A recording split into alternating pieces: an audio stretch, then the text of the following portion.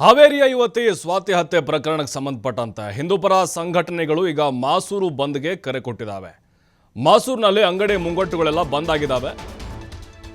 ಉತ್ತಮವಾದಂತಹ ಪ್ರತಿಕ್ರಿಯೆ ಬಂದ್ಗೆ ಸಿಗ್ತಾ ಇದೆ. ಅಲ್ಲಿ ಸ್ವಾತಿ ಬ್ಯಾಡಗಿ ಹತ್ಯೆ ಪ್ರಕರಣಕ್ಕೆ ಸಂಬಂಧಪಟ್ಟಂತಹ ಸುದ್ದಿ ಇದು. ಈಗಾಗಲೇ ಆರೋಪಿಗಳನ್ನು ಬಂಧಿಸಿದ್ದಾರೆ, ಬಟ್ ಹೋರಾಟಗಳು ನಡೀತಾನೆ ಇದ್ದಾವೆ.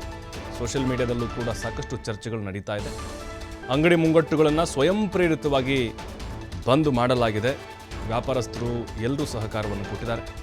ಬಂದ್ ಹಿನ್ನೆಲೆ ಮಾಸೂರಿನಲ್ಲಿ ಪೊಲೀಸರು ಬಿಗಿ ಭದ್ರತೆಯನ್ನು ಕೈಗೊಂಡಿದ್ದಾರೆ. ಸ್ವಾತಿ ಹತ್ಯೆ ಪ್ರಕರಣ ಇದು ಲವ್ ಜಿಹಾದ್ ಅಂತ ಹೇಳಿ ಆರೋಪ ಕೇಳಿ ಬರ್ತಾ ಇದೆ. ಈಗ ಆರಂಭದಿಂದಲೂ ಕೂಡ ಯಾವಾಗ ಆಕೆಯ ಮೃತದೇಹ ಪತ್ತೆ ಆಯಿತು, ಅದಾದಮೇಲೆ 3 ಜನ ಆರೋಪಿಗಳು ಕೊಲೆ ಮಾಡಿದ್ದಾರೆ ಪ್ರೀತಿ ವಿಚಾರಕ್ಕೆ ಅನ್ನೋದು ಗೊತ್ತಾಯಿತು. ಇದು ಲವ್ ಜಿಹಾದ್ ಪ್ರಕರಣ ಅಂತ ಭಾವಿಸಬೇಕು. ಆರೋಪಿಗಳಿಗೆ ಕಠಿಣ ಶಿಕ್ಷೆ ಆಗಬೇಕು ಅಂತ ಒತ್ತಾಯವನ್ನು ಮಾಡಲಾಗ್ತಾ ಇದೆ.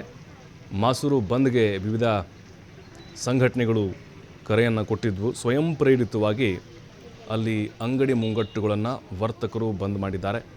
ಹಿಂದೂಪರ ಸಂಘಟನೆಗಳು, ಕೆಲವು ವಿದ್ಯಾರ್ಥಿ ಸಂಘಟನೆಗಳು ಕೂಡ ಇವತ್ತಿನ ಒಂದು ಬಂದ್ಗೆ ಬೆಂಬಲವನ್ನು ಸೂಚಿಸಿದ್ದಾವೆ. ಯಾವುದೇ ಅಹಿತಕರ ಘಟನೆಗಳು ನಡೆಯದಂತೆ ಹೆಚ್ಚುವರಿ ಪೊಲೀಸ್ ತುಕಡಿಗಳನ್ನು ನಿಯೋಜನೆ ಮಾಡಲಾಗಿದೆ. ಯಾಕೆಂದರೆ ಸ್ವಾತಿ ಬ್ಯಾಡಗಿ ಅನ್ನುವಂತಹ ಆ ಯುವತಿಯ ಹತ್ಯೆ ಪ್ರಕರಣ ಏನಿದೆ, ಇದು ಅದೇ ಆಯಾಮವನ್ನು ಆರಂಭದಲ್ಲಿ ಪಡೆದುಕೊಳ್ತು.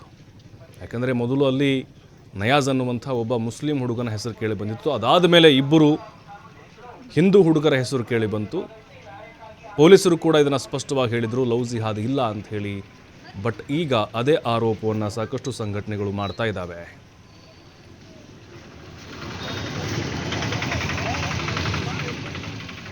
ಮತ್ತಷ್ಟು ಮಾಹಿತಿ ಯಲ್ಲಪ್ಪ ನೀಡ್ತಾರೆ. ಯಲ್ಲಪ್ಪ, ಮಾಸೂರು ಬಂದ್ಗೆ ಕರೆ ಕೊಡಲಾಗಿದೆ, ಯಾವ ರೀತಿ ಪ್ರತಿಕ್ರಿಯೆ ವ್ಯಕ್ತವಾಗ್ತಾ ಇದೆ?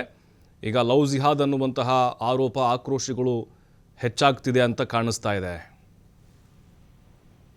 ಪ್ರಭು, ಇವತ್ತು ಮಾಸೂರು ಬಂದ್ ಕರೆಯನ್ನ ಇವತ್ತು ಹಲವು ವಿದ್ಯಾರ್ಥಿ ಸಂಘಟನೆಗಳು ಕೊಟ್ಟಿರುವುದು. ಇಲ್ಲಿ ಒಂದೇ ಒಂದು ಉದ್ದೇಶ ಏನು ಅಂತಂದ್ರೆ ಜಸ್ಟಿಸ್ ಫಾರ್ ಸ್ವಾತಿ. ಯಾವಾಗ ಇಲ್ಲಿ ಅಂತಂದ್ರೆ ಮಾರ್ಚ್ 2ರಂದು ಸ್ವಾತಿ ಇಲ್ಲಿ ಮನೆಯಿಂದ ನಾಪತ್ತೆ ಆಗ್ತಾಳೆ. ಮಾರ್ಚ್ 3ರಂದು ಅವಳ ತಾಯಿ ಇಲ್ಲಿ ಹಿರೇಕೆರೂರು ಪೊಲೀಸ್ ಠಾಣೆಗೆ ಹೋಗಿ ಇಲ್ಲಿ ಅಂದ್ರೆ ದೂರು ಕೊಡುವಂತಹ ಕೆಲಸವನ್ನ ಮಾಡ್ತಾಳೆ.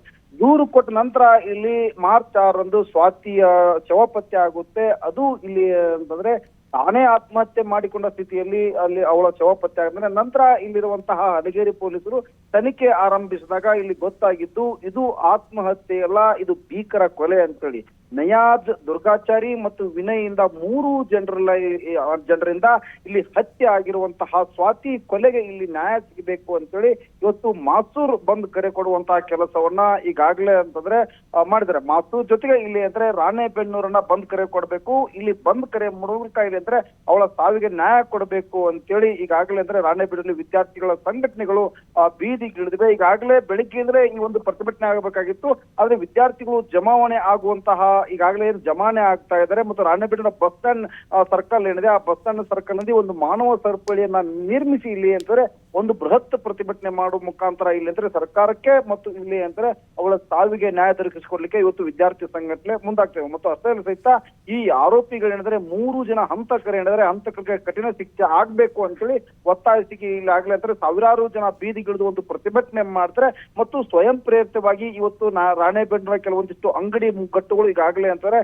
ಬಂದ್ ಆಗಿವೆ. ಯಾಕಂದ್ರೆ ಹಿಂದೂಪರ ಸಂಘಟನೆಗಳು ಬಂದ್ ಕರೆ ಕೊಟ್ಟಿರೋದ್ರಲ್ಲಿ ಮಾಸೂರು ಮತ್ತು ರಾಣೆಬೆನ್ನೂರಲ್ಲಿ ಒಂದು ಕೆಲವೊಂದಿಷ್ಟು ಅಂಗಡಿ ಮುಗ್ಗಟ್ಟುಗಳು ಸ್ವಯಂ ಪ್ರೇರಿತವಾಗಿ ಬಂದ್ ಕರೆ ಕೊಟ್ಟಿವೆ. ಮತ್ತು ಹೆಚ್ಚುವರಿ ಪೊಲೀಸರು ಸಹ ಈಗಾಗಲೇ ಅಂದ್ರೆ ರಾಣೆಬೆನ್ನೂರು ಪೊಲೀಸರು ಮತ್ತು ಮಾಸೂರಿನಲ್ಲಿ ಈಗಾಗಲೇ ಅಂತಾರೆ ಪೊಲೀಸರು ಹೆಚ್ಚಿನ ಬಂದೋಬಸ್ತನ್ನ ಈಗಾಗಲೇ ನಿಯೋಜನೆ ಮಾಡ್ಕೊಂಡ್ರೆ ಎಂದಿನಂತ ಬಸ್ ಸಂಚಾರ ಯಥಾಸ್ಥಿತಿ ಆಗೋದನ್ನ ಬಿಟ್ರೆ ಇಲ್ಲಿ ಅಂದ್ರೆ ಇನ್ನು ಕೆಲವೇ ಕ್ಷಣಗಳಲ್ಲಿ ಅಂತಾರೆ ಪ್ರತಿಭಟನೆ ಆರಂಭ ಆಗಲಿದೆ.